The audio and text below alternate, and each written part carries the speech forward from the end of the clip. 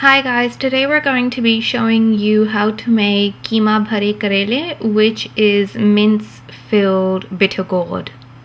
This is one of my favorite dishes, and for this we're going to need 2 medium-sized tomatoes, 2 medium-sized onions, 6 medium-sized bitter gourds, 1 kilo of mince. We're not going to use all of the mince to fill in the bitter gourd, but we like the mince on its own as well.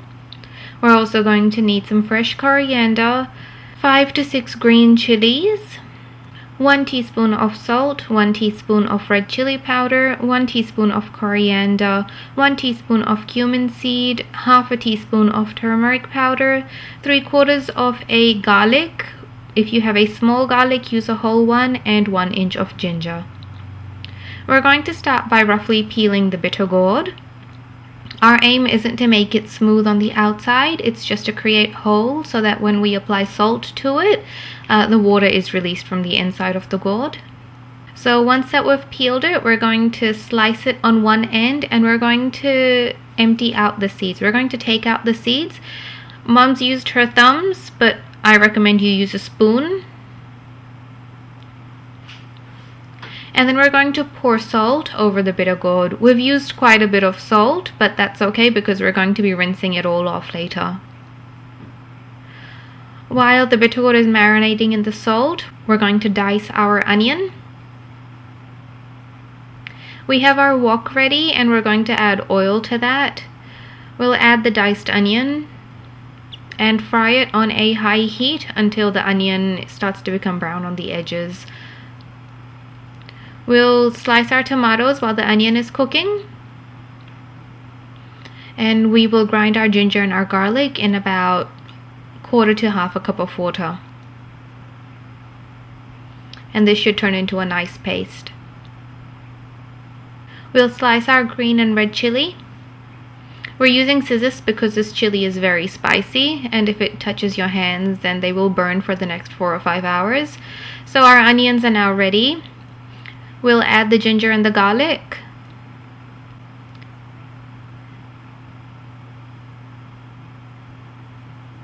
And the spices, salt, chili, coriander, cumin, and turmeric. Mix it. And then add the tomatoes. We're going to cook the tomatoes until they've started to dissolve a little bit. Once they're halfway dissolved, we'll add the mince. We'll leave the heat on medium. We'll mix the mince in, and then we're going to just keep an eye on it, and the mince itself will also release some water while the tomatoes are dissolving, and the mince will cook in its own water. So while the mince is cooking, we'll check up on the bitter gourd. We'll keep squeezing it, we'll keep an eye on it, have a look, squeeze it some more, mix it in the water again, and then keep squeezing it. And the time it takes the mince to cook should be the same amount of time that you leave your bitter gourd marinated in salt. So as you can see, the edges of the mince is starting to look golden brown. This is what you should cook your mince up till. Once it's at that level, add the chili and coriander.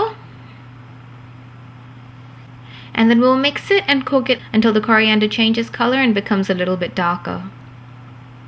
This will allow the flavor of the chili to infuse into the mince as well. So our bitter gourd is now ready because our mince is ready. So we're going to squeeze out all the water. Throw the water away. And then we're going to wash them in some fresh water. The older generation say that we shouldn't wash the gourd in water, the bitter gourd in water, because that changes it in flavor, but we haven't noticed any such thing. So we wash it in water and then squeeze out as much water as we can. Our mince is now ready, so we're going to use a spoon to scoop up the mince and put it into the bitter gourd. We're not going to fill it so much that the bitter gourd doesn't close. It should be able to close, but it should be filled in quite well as well. And then we're going to get a piece of string, so some cotton, and we're going to wrap it around the gourd so that when we fry it in oil, the mince doesn't fall out. Once the gourd is cooked, we will be removing the cotton. We won't be eating it. We're going to fry it on a medium heat. And this is what your gourd should look like. Cook it for about 5 to 10 minutes on all sides. and once it's a nice dark golden brown color, your gourd is now ready. So you can take the string off and serve it once it's a little bit cooler. We hope you've enjoyed watching this recipe. Bajias Cooking is also available on Facebook for any questions or comments you may have. Give it a try, good luck, let us know how you go, and thanks for watching.